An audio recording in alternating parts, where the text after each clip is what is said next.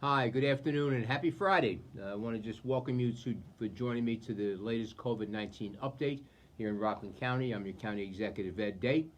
First, I want to update you on our latest numbers, and yes, we're going to get the vaccines because it's the first thing you want to hear, but we've got to give you the basic stuff. Please keep in mind that the data is publicly available on our COVID-19 dashboards, which you can access through our website at rocklandgov.com, rocklandgov.com. As of yesterday, there are 2,641 active cases here in Rockland. Active cases are confirmed positive results from within the last 2 weeks that have been reported to the Rockland County Health Department. And again, a confirmed case does not mean a very sick person. It does not mean a hospitalization. It could be somebody who's asymptomatic or has very, very mild symptoms. This number peaked near 3,000 in early January. But it has been slightly decreasing ever since then. I'm urging everyone to continue taking those common sense precautions which seemingly have a tremendous effect on this virus. Mask wearing, social distancing is very important. Hand washing is also very important. Keep your hands from touching your face, which I do at times, and I get people telling me that, especially my fiance. She tells me that all the time just to charge me up. And that will help further prevent the further spread of the disease. A hospitalization rate, which we've been saying many, many times, is a key piece of concern here across the state, as a matter of fact, has also been increasing, was hovering about 100 people hospitalized since the end of December. It peaked at as high of 107 on January 10th. The good news is that as of yesterday, it has dipped back down to 71. That's a significant drop from where we had been. But you know something, either way, we are still well within the ability of our local hospitals to handle this virus as it relates to hospitalizations, and that's really the key piece here.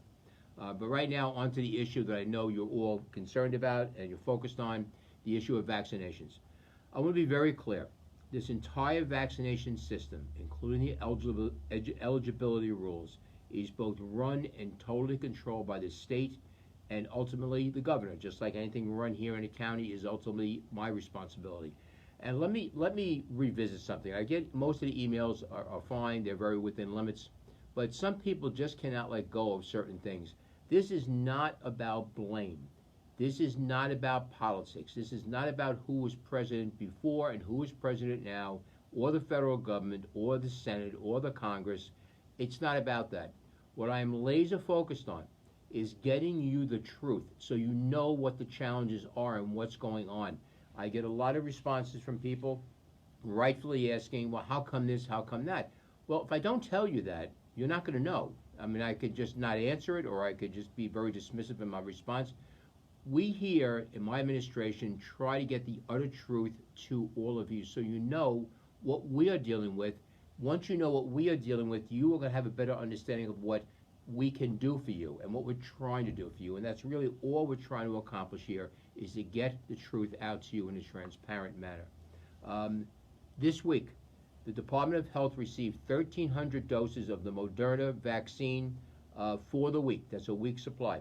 Of those doses, 700 have been designated for eligible individuals in priority phase 1B that fall within the essential worker category.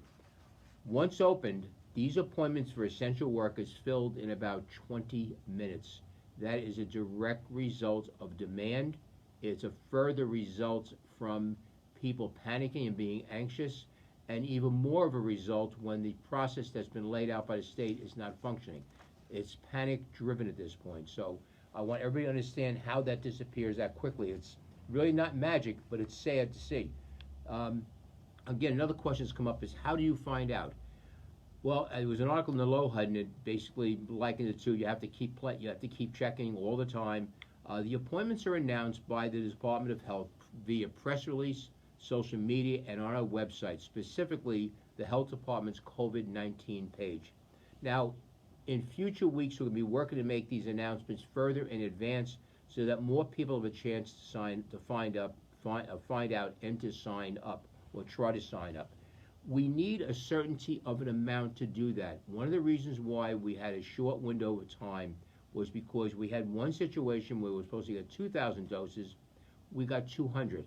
think of the chaos if we had made 2,000 appointments for people, and you expected to be showing up within a couple of days.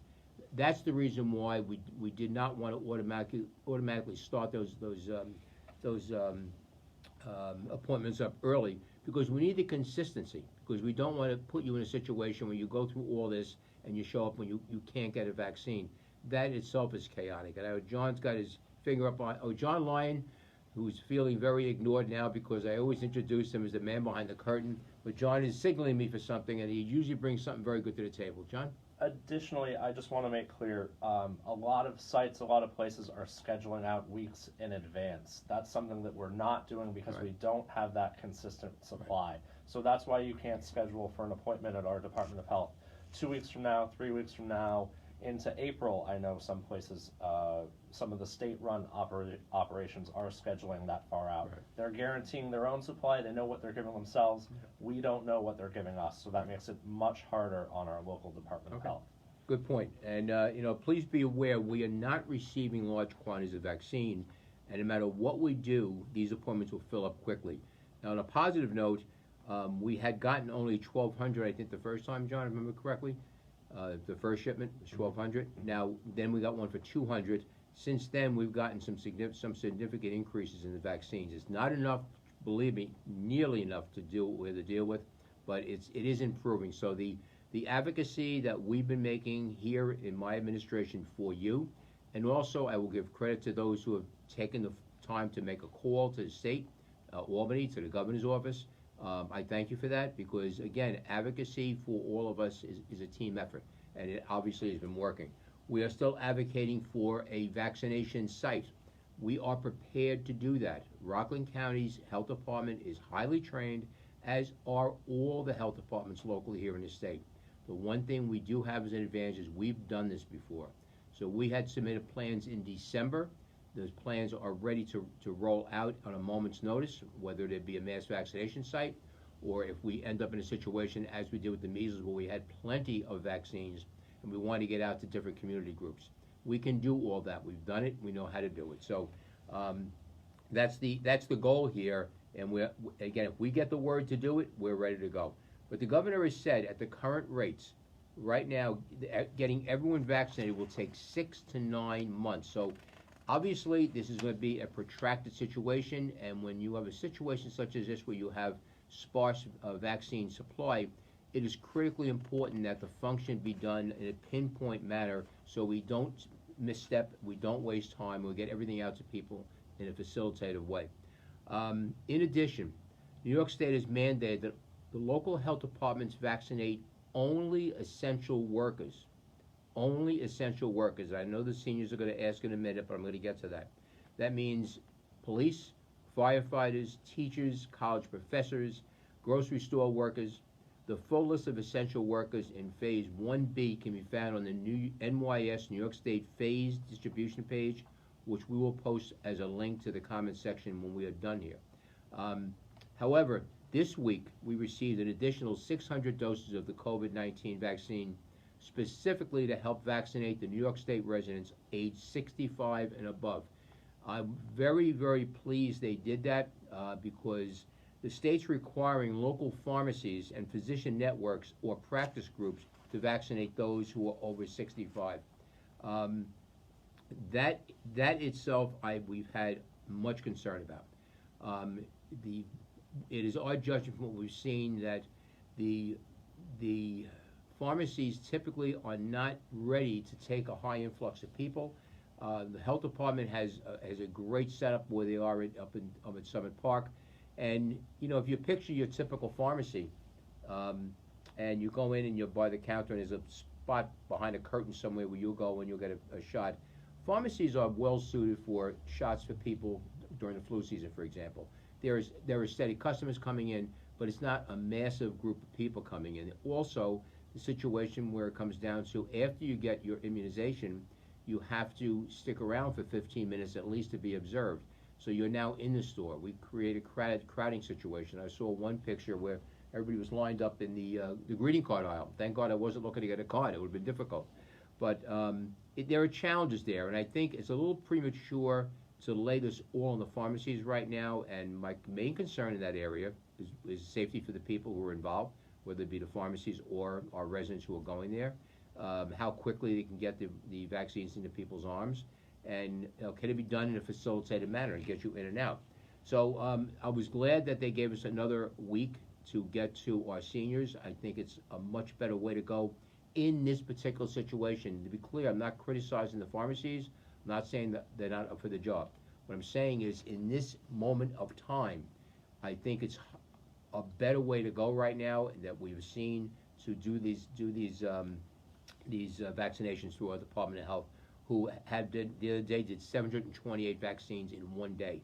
So we have the know-how when we get this done.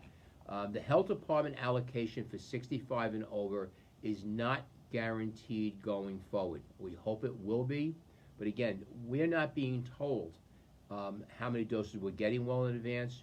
We don't know how many doses are going to the pharmacies. I don't think we even know which pharmacies are inactive. I know New City Drug, the New City Pharmacy over in the Clarkstown Shopping Center by the Chico's in that area. They had people lined up outside, so obviously they have the vaccine, but we're never formally told this. So, it makes it difficult. We want to try to help manage this process. We're happy to take it on from the state locally to help that process out, but if they don't tell us, we can't help, and that's exactly what we're trying to do. These appointments for doses is managed solely by the Office for the Aging. Is one of the ways we are trying to improve this New York State process that's been very, very bumpy. Moving forward, the Office for the Aging will help find appointments whenever and wherever they become available here in Rockland County. Any eligible Rockland senior, and I'll be very clear about this, the call to our Rockland County Office for the Aging is for Rockland County residents only. If you go to the state website, obviously you can get it. You can get an immunization anywhere in New York State. There have been some disturbing reports coming back to me that New York City is shutting down their eligibility to only city residents. I think that's reprehensible, to be very frank with you. These are state vaccines paid for by the federal government. Last time I looked, we're all taxpayers here, and to have any part of the state turn around and say you can't come here is utter nonsense. The only reason why we're limiting this particular facet to Rockland residents is because Rockland Office for the Aging is a county department. So we're going to spend time trying to navigate through this process to help Rockland seniors. It rightfully should be only Rockland seniors. So if you are not from Rockland, please do not call this number, because again, we're not going to be able to help you. You certainly can call your own counties. Many of the counties have Office for the Aging, and I'm sure they'll be able to give you some assistance. That number here in Rockland is 845-364-2110, 364-2110. It is very busy. It's very difficult to get through, but people are getting through. Again, this is bottom line is, please be patient. We've taken this upon ourselves because we want to be helpful. We should not have to be doing this, but we're trying to find ways to get the word out. Seniors, the senior population is about 20% or so of the entire county. Seniors oftentimes have difficulty navigating the websites, and technology may not be their first skill, and we're just trying to be helpful here at this point. So we've added personnel there. Some people have said, why don't you add more people? We have. This is an interdepartment effort. We have about 5 different departments who are involved. We've expanded the phone service to help that out, but there's only so much we can expand. That's the issue. And John has a comment here? Yes, I spoke with our director of the Office for the Aging a few minutes ago to get a picture of how things were going. We check in from the county executive's office every day on these efforts, and they're receiving sometimes upwards of 1,200 calls a day, and those are people they're speaking to, that they're talking to. So if you do the math for how that breaks down, that's quite a few calls every hour. It takes time to move through this process to register everyone. So we just ask that everyone be as patient as Right. possible. Yep. We're trying our best, as the county executive said. We've expanded in a lot of ways, and we're going to keep doing so Right. as we move forward. Yeah, again, people are getting through. So if you're, and I know it's frustrating. I mean, I'm not going to quarrel about that, but I can tell you, people are getting through. There are people who I've spoken to personally, who I've told call that number. Yesterday, I was up at Pomona Center, the health department. I saw those people online, so they got on. So try to be patient and get on the system and get through as best you can. As John mentioned, we are looking at additional expansion of this. We're in the process of looking at a variety of different strategies right now that we can expand our capability to take calls in and get you on a list to get the vaccine, so you do not have to go to the state website. Additionally, we're looking to try to get the state to let us help them. This is exactly what myself and other county execs are trying to do. We think it would be great if the pharmacies are going to be the center dispensation point for this vaccine, if we can organize these appointments under one umbrella, with the Office for the Aging, for example, or at least county government, it'll make things so much easier for everybody. You'll be able to get your shots. You'll be able to go to a local pharmacy or wherever the state ends up putting them. We're just trying to be helpful here at this point. So we are working on this. I want you to be aware of that. Again, we have a chaotic state process. There's no question about it. But I'm very, very proud of our local efforts because those who have been vaccinated at our Department of Health can attest. They have efficiently and effectively gotten shots into the arms of residents. I shudder at the thought of where we would be if we had not taken the bull by the proverbial horns and implemented this initiative. And we're going to continue to improve our local response to this problematic New York State process as best we can, and ask for residents to please remain patient. It's going to be a 6 to 9 month process. There's no getting around that. That's the government's the governor's estimation right now. So patience is going to be very important here. Maintain the same prophylactic measures you have been taking before that I mentioned earlier. Good hygiene helps a lot here. And the fact is, as I said, this entire alternate process should be totally unnecessary. The website, I've likened it to a Ticketmaster. And if there was a Beatles concert coming back to New York in Madison Square Garden, which of course would be interesting because we only have 2 Beatles left. But if the 4 of them are coming back, the demand would be unbelievable, and that's what we're looking at right now. And going on the state website, it is just not ready to handle it. So we have to find alternate ways of doing this. John, the number for the state is in here somewhere? Yes, okay. It's coming up next. Gotcha, okay. And look, we're still fighting to get more vaccine for Rockland County. I am not being quiet about this. I have basically made a strong case for all of us here. We've seen a bump up in the vaccines. I hope to see more. Again, that will be partially a federal issue because the state can only convey what they get from the federal government. But that said, my focus is the amount of vaccines that come into the state of New York. That's the thing I'm looking at, because if it's going to Pennsylvania or New Jersey, that's the governor's concern. He will deal with that with the president. My concern is what's here. And whether you look at population here in Rockland County, whether you look at the county-wide approach, 57 counties plus the city of New York, if you look at something as horrible as the fatality rate here, Rockland County, for 10,000, has the second highest fatality rate in the state, right behind the Bronx. And if you look at the percentage of the population who has tested positive for COVID, we've surpassed 10% here in Rockland County. So by any metric, any data has been used by the governor, we deserve a good shot, at, no pun intended, at more vaccine. And I think we should be able to put up a mass vaccination center. We have the ability, the capabilities to do it. So I'm hopeful that will come. We know you want to be vaccinated, and we're going to do everything in our power to help you get a shot to prevent you from this deadly virus, protect you from this deadly virus. As I said, we're still fighting to get more vaccines and also a vaccination site. The other resource I urge you, those who are eligible to be vaccinated, use is the state's MI Eligible webpage, which is a list of all the state-run vaccination sites. John will get that up on the comment section. at the end of this broadcast. And if you do not have access to a computer, eligible New Yorkers can call to schedule a vaccination. See how John reads my mind? We work very well together. The appointment from a state-run site by calling the New York State COVID-19 vaccination hotline at 833-697-4829, 833-697-4829. I would presume there's probably long waits on that line, so again, patience if you get through. One thing I will tell you straight out of the gate, if you are open to going elsewhere outside of Rockland County, I don't mean Potsdam. Some of you have actually told me that there's availability in Potsdam, which I think is up near the Canadian border.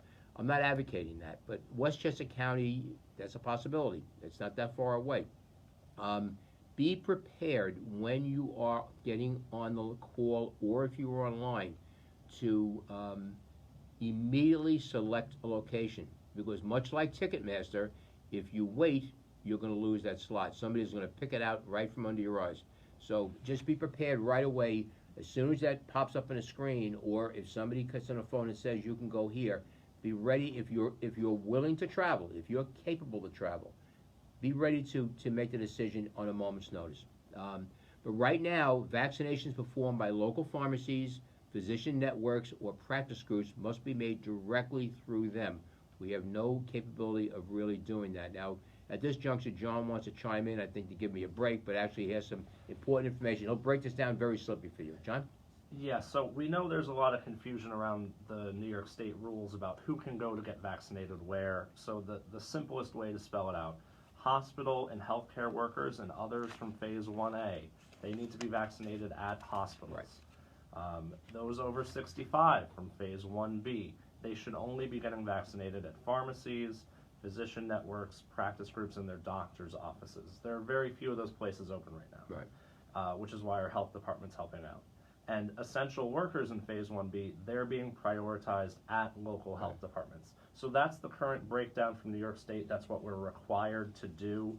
But the one thing that unites all of these is any of these people, anyone who's eligible, can go to one of the state-run sites. Those are open to everybody. Right.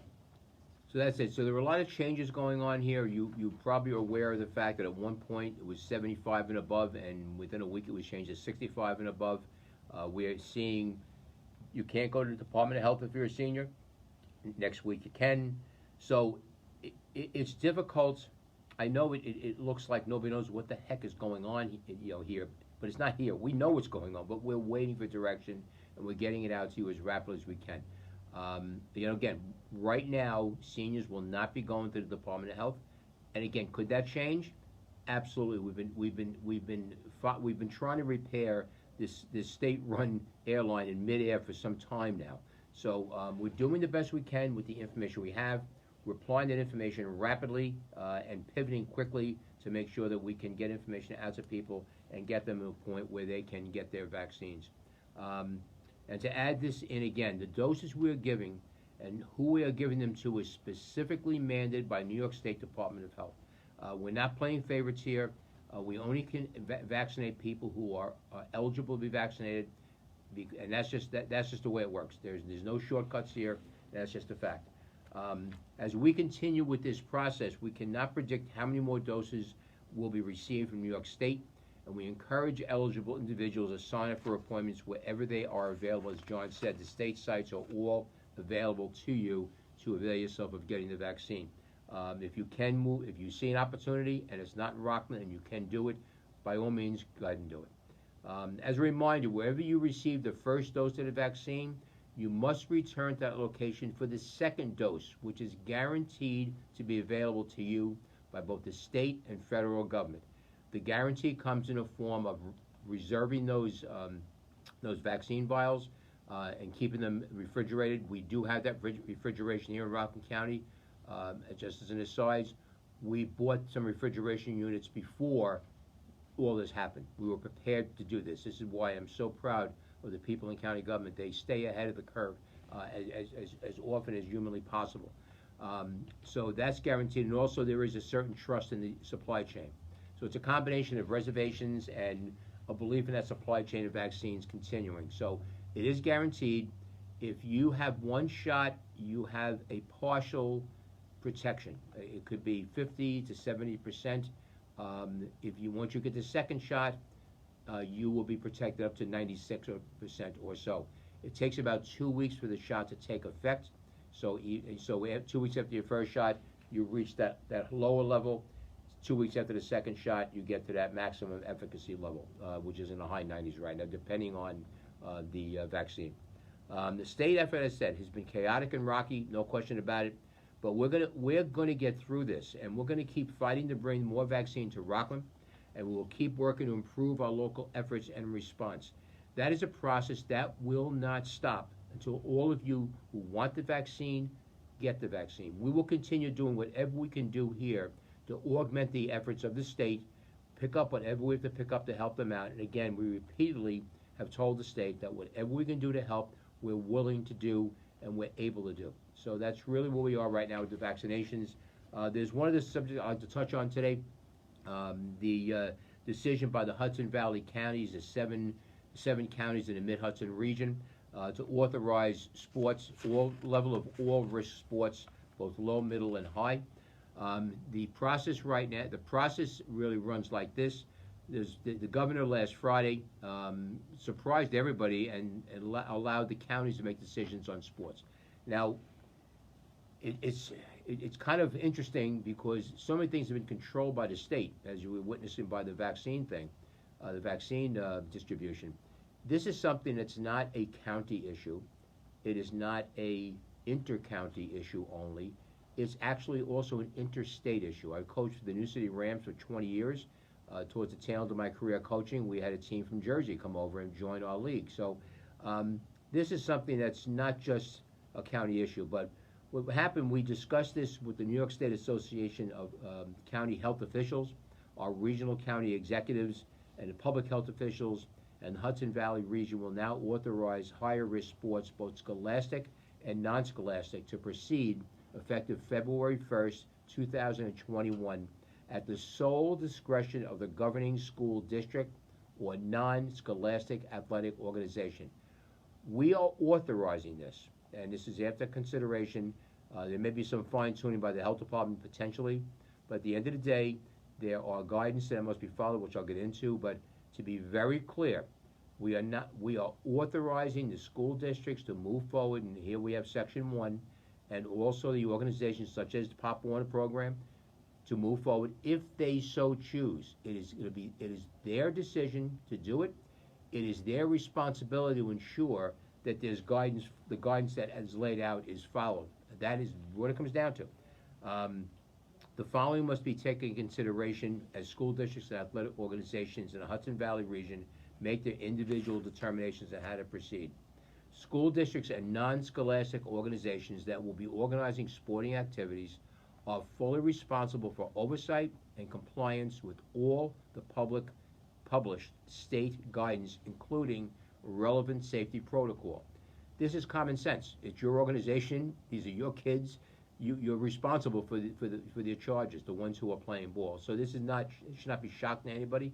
All the requirements are outlined in the January 22nd, 2021 update to the interim guidance for sports and recreation that must be followed. John will put that link up on our page in the comment section after we're done.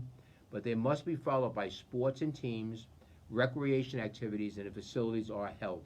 League staff, school athletic directors, sports facility directors, coaches, and parents are strongly encouraged to review the guidance and take steps to make sure that the current team and league operations align with the updated guidance. Many organizations are already doing this already.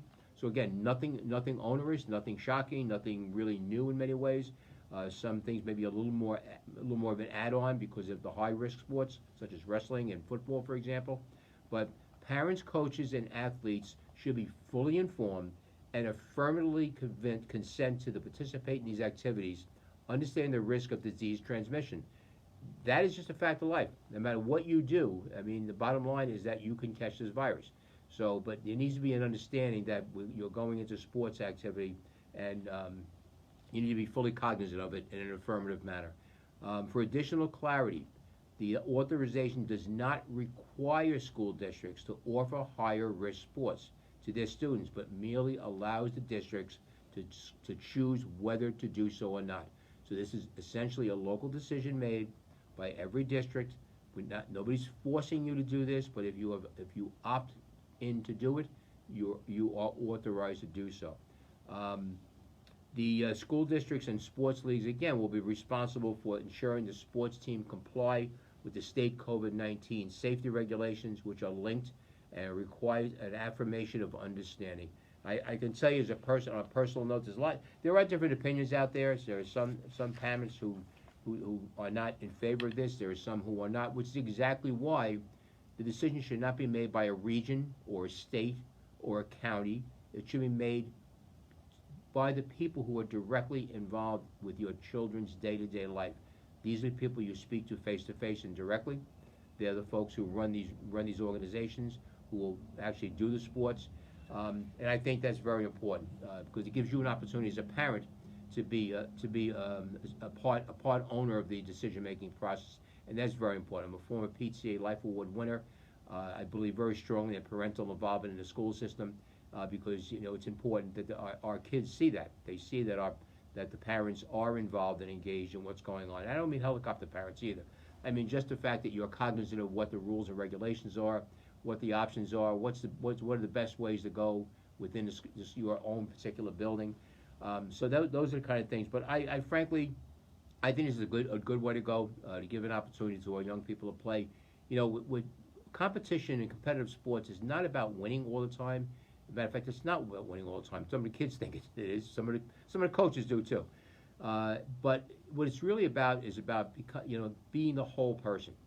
Competition teaches a lot to young people. I mean, again, I was blessed to coach basketball for 6 years, baseball for 14 years in New City, and the Pop Warner program in New City for 20 years. Our young people learn a lot from sports. It's beyond just a teamwork issue. They learn time management. They learn responsibility. They learn they come home. I've had parents were stunned after a couple of weeks in the program of what the young people were taking upon themselves at the age of 9 and 10 in that stage of my life.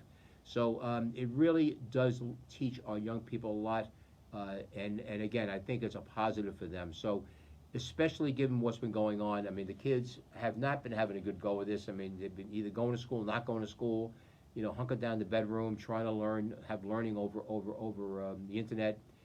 It's not what we had as kids, and it's really, they're missing, every day they miss out on something. I think there's an opportunity here to give them something else, to give them something they can get involved in. So, for those who choose to get involved in sports. So I think it's a positive thing, and again, I think the best positive about it is that the decision will be made in close conjunction with your wishes as parents. That really, I think, is a critical piece to this. So, I think it should be handled differently by the governor, but something, we have some really tremendous county execs in the Mid-Hudson region, in and around us. I work very well with them, and I'm proud to be part of that group of people in this region because we get a lot of good things done. So we're able to get this finished and done, and now we go from here, and hopefully the kids will have a good time. So with that, we're finishing up for our Friday here, and I just want to again remind you, please be patient, please be smart about protecting yourself. We're going to get through all this. This is, last year there was panic out there because of the virus. Now it's annoyance and frustration because of the vaccine.